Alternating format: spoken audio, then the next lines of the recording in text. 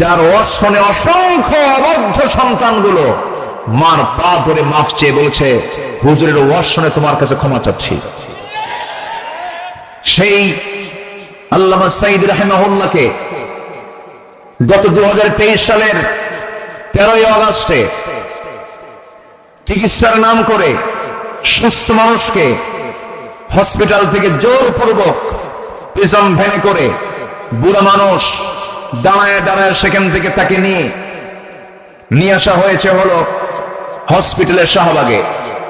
হসপিটালে চিকিৎসার নামে তাকে হসপিটালাইজড করে ভর্তি করে পরিকল্পিতভাবে সাজানো নাটক তৈরি করে বিষ প্রয়োগ করে আবু হানিফা রাহমাতুল্লাহের মতো পয়জনিং করে তাকে পরিকল্পিতভাবে একটি মহল হত্যা করেছে।